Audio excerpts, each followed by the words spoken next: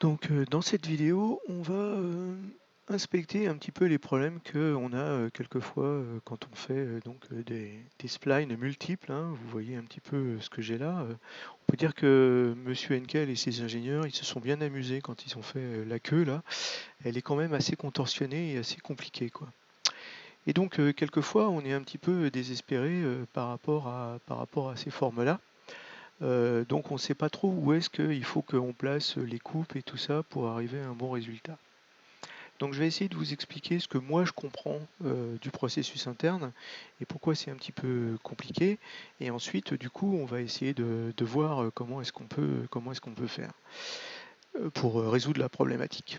Donc là, je vous ai fait un petit exemple, hein, là, vous voyez, j'ai bien suivi mon profil, mon squelette que j'avais fait auparavant. Si jamais on se met en coupe de profil, on voit que ben, je suis assez bien là, etc. J'ai grossi un peu les points et tout ça, etc. Et puis en fait, j'aimerais bien recoller à un moment par rapport à ça. Et puis ben, on voit que si jamais je me mets en vue isométrique et que en fait je me suis fait un loft par rapport à tout ça, même en solide, je clique sur mon loft et normalement, magiquement, voilà ce que j'obtiens. Donc une espèce d'oreille de dinosaure assez terrible, quoi. Et bah voilà, la question c'est, je pense que ça nous est tous arrivé, hein, pour ceux qui utilisent des splines et des lofts, etc. Et donc la question c'est, nom d'un chien, comment est-ce qu'on en arrive à là et comment ça se fait et c'est quoi ce ramdam, etc. Donc je vais essayer de vous expliquer en fait pourquoi déjà, puis après on verra comment est-ce qu'on peut contrer un petit peu la chose. Donc pourquoi? Eh ben, en fait, je me suis mis quelques petites aides. Vous voyez qu'à l'intérieur là, ce que j'ai fait, c'est que je me suis fait des petits cercles autour des points sur la courbe. Alors quelquefois je me suis trompé, là, parce que là visiblement j'ai pas mis un point sous la courbe. Si jamais je me trompe pas, il a l'air plutôt d'être centré là. Donc celui-là il est pas bon, par exemple, typiquement. Donc je vais me faire un cercle, hein, bêtement, hein, voilà, que je vais mettre à peu près à 1 mm. Voilà. Bon, je les ai mis en géométrie, c'est-à-dire qu'en géométrie constructive pour qu'en fait ils n'apparaissent pas vraiment dans les informations de structure. Ils sont là juste pour faire des aides. Donc là, moi maintenant, là, je vais les activer. Donc là, je vais arrêter mon cercle. Je vais faire la sélection de tous mes cercles. Voilà. Et je vais dire, ben, c'est plus de la géométrie constructive, c'est du vrai. Bon, alors, comme celui-là, il était. Voilà. C'est du vrai. Ok, parfait. Donc là, on voit que je commence à avoir des petits cercles, etc. Et donc, je vais continuer un petit peu par rapport à tout ça. Donc, par rapport encore une fois, essayer donc de regarder qu'est-ce qui se passe quand j'ai tous mes petits cercles et tous mes points qui sont définis en fait comme des points qui vont définir ma courbe. Ok, je vais continuer comme ça. Donc là, je vais aller vers le E3. Vous voyez, j'ai bossé, hein, j'ai préparé mon petit cours là. Tagadac, tagadac. Ça, c'est du vrai. C'est plus de la constructive. Hein. Tagadac, tagadac, tagadac. Voilà. Voilà. C'est du vrai. Close. Ouais, j'aurais pu copier. Bref, ok, anyway. C'est pas grave, hein, on est là pour passer un petit peu de temps ensemble. Donc là, je vais resélectionner mon cercle. Mon cercle.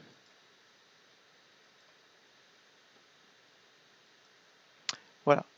Alors pourquoi j'ai sélectionné ces cercles-là centrés sur les points? Parce que donc, quand on fait des B-splines, on fait des sortes de contraintes. Et ça se traduit en des points. C'est-à-dire qu'on peut définir les B-splines soit par les points, soit par les points de contrainte. Les points sur la courbe, soit par les points de contrainte. Donc bon, comme moi je préfère les points de contrainte pour définir la courbe, voilà.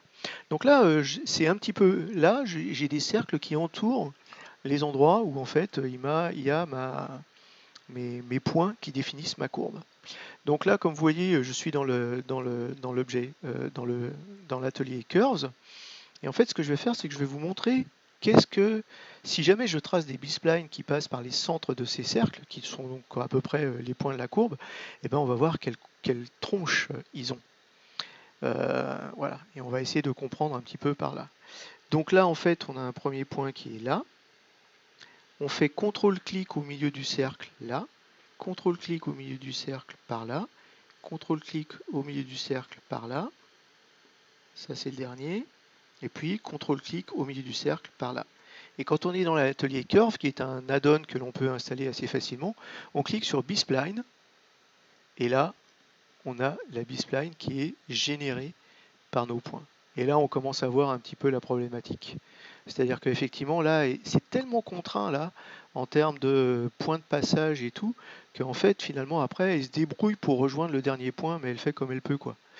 Et donc là, cette B-Spline, une fois qu'elle est là, et vous êtes obligé de double-cliquer dessus pour qu'en fait, elle soit véritablement validée, parce qu'elle était toujours en mode édition quand il y a le petit point bleu par rapport à ça.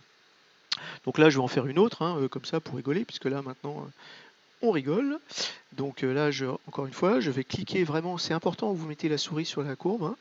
Donc là, je clique au milieu, je clique au milieu, je clique au milieu, et je clique au milieu, je fais ma B-Spline, elle est toujours en mode edit, je vois sa tronche, et voilà, et voilà. Et donc, si jamais je double-clique, elle n'est plus en mode édition, et donc là, maintenant, on va faire un petit peu ce point-là. Donc, c'est la même chose, hein. On va faire un petit peu donc, les points hauts là. Donc je clique vraiment sur le point haut ici.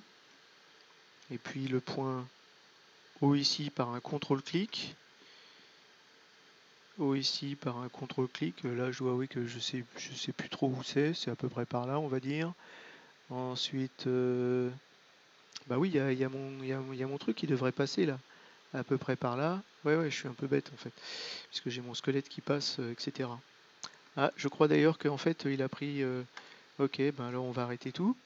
Parce que du coup j'ai cliqué sur le squelette plutôt que autre chose. Donc je vais arrêter mon squelette et je vais repartir. Donc je clique en haut de la courbe.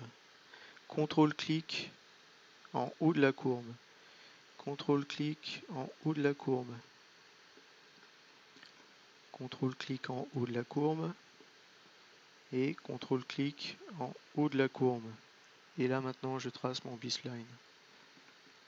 Et voilà. Donc là, vous voyez qu'en fait, effectivement, quand on cède un petit peu par rapport à mince, oui, je l'ai, voilà. Donc elle est toujours là, etc. Et donc voilà. J'ai ma bounding box qui arrête pas de venir là et ça m'embête un petit peu, mais bon, c'est comme ça, c'est pas grave.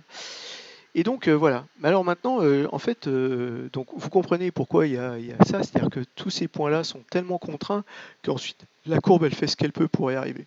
Là, c'est pas mal, mais je vais repasser en mode edit, donc je clique dessus, et ça me permet de jouer un petit peu sur ce point-là. Et imaginons que je bouge un petit peu ce point-là, et ben c'est pas mal.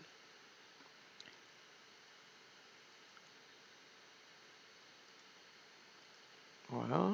Alors là, je dois avouer que je sais pas comment arrêter en fait. Voilà. Donc c'est la même chose. Si jamais je dis que ah ben, ce point-là, il est toujours valide.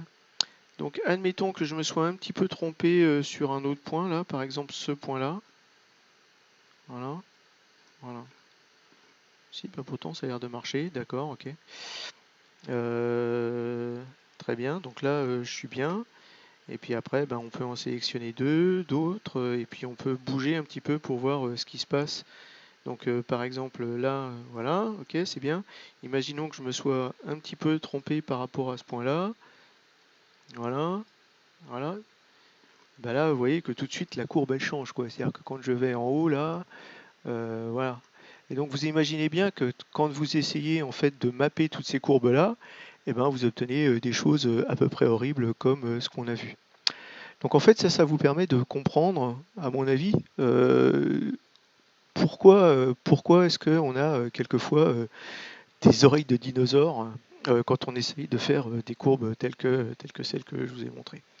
Donc finalement, qu'est-ce qu'on voit là? On voit que on croyait bien faire, c'est-à-dire qu'on croyait guider en mettant beaucoup de profils ici, dans cette zone-là, et on croyait guider le loft par rapport à ça. Mais en fait, vous voyez que si on contraint tellement dans une zone, en fait, les lofts, du coup, ça devient très difficile. Donc là, ce que je vais faire, c'est que je vais repasser en mode construction, enfin géométrie constructive pour tous les cercles, et puis on va voir si jamais on obtient quelque chose de plus simple, si jamais on change la disposition de ces coupes. Donc toute la question est de savoir où est-ce qu'on va placer les profils. Là, vous voyez, je me suis amusé un petit peu à placer quelques profils, E0, machin, etc. Mais en fait, comme je pense que c'est les B-splines en fait, des curves qui sont utilisés, on va essayer de les utiliser en fait, pour savoir combien on doit placer de profils et où est-ce qu'on doit les placer. Et donc pour ce faire, on va dans Curve et on va créer une B-spline. Alors attention, parce que quand on crée une B-spline, par défaut, elle est mise en mode top, c'est-à-dire que si jamais je me mets en mode top, voilà, elle est mise en mode top ici, avec 3 points. Donc c'est pas forcément très intéressant, surtout que moi je vais essayer de regarder quelle est la courbe la plus sous tension, et la courbe la plus sous tension c'est la courbe dorsale. Donc je vais prendre ce point là et je vais le mettre à peu près par là, ce point là et je vais le mettre à peu près par là, ce qui fait que si jamais je me mets en right maintenant, je devrais voir mes points. Vous voyez, j'ai mes 3 points ici. Donc la manipulation pour les bouger toutes les deux, c'est de cliquer sur une petite droite, contrôle l'autre petite droite, on reste appuyé, on relâche contrôle et on la bouge. Voilà. Donc voilà, je vais la positionner là, je vais recommencer, contrôle, contrôle, contrôle, je reste appuyé et du coup je peux la bouger. Voilà. Donc on va essayer de voir comment est-ce qu'on peut mapper sur cette courbe là.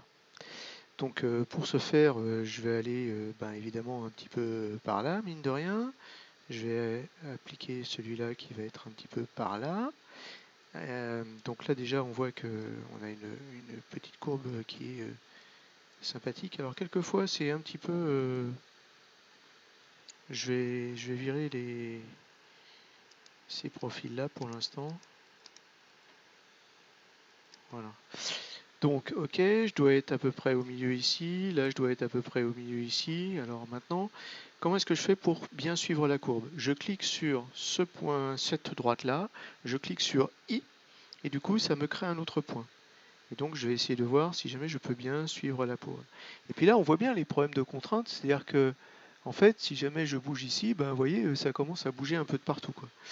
Donc là, on voit que, ok, je suis à peu près bien. Je dois aller à peu près jusqu'en E1. Donc E1, je l'amène. Ah, il est à peu près par là. Alors comment est-ce que je fais pour arriver par là? Eh ben, on voit que je suis obligé de me recréer un autre point. Donc je clique sur la droite, je clique sur I, ce qui va me créer donc un autre point. Et là, est-ce que magiquement, si jamais je mets ce point-là à peu près ici, est-ce que magiquement j'y arrive? Ouais, j'y arrive. Donc là, en fait, moi je dis qu'on a à peu près la position de ce qu'il nous faut là. Il nous faut 1, 2, 3, 4, 5 profils positionnés à ces endroits-là pour pouvoir gérer, en fait, on va dire, cette courbure de la dorsale. Parce que le reste, c'est presque linéaire, quoi, en fait, mine de rien. Donc ça va être assez facile à gérer. Et ben, je vais faire ça. Alors, vous voyez que là, moi, par rapport aux courbes que j'avais fait. Ah bah là j'étais pas trop mal en fait pour E4, mais après bon bah E3 non, E2 non, pas bien. Et puis après j'avais fait des tests avec E9, E10, E11. Mais si on fait des tests comme ça, en fait on va jamais y arriver. Donc là je vais reprendre là, je vais bien les mettre en position et je reviens vers vous. Et non, je ne vais pas vous demander de vous abonner ou de me donner de l'argent sur une quelconque cagnotte, etc. Par contre, ce qui est le plus important pour moi, en fait, c'est de faire vivre, on va dire, une communauté, de partager de la connaissance, de l'expérience, des échecs aussi. Et donc, si jamais vous pouviez mettre des commentaires, voir si jamais vous faites la même chose chez vous, si jamais ça vous est utile, si jamais vous avez des idées d'autres façons de faire que vous voudriez que je teste, par exemple, eh bien, ça, pour moi, c'est la chose qui a le plus de valeur. Allez, à bientôt!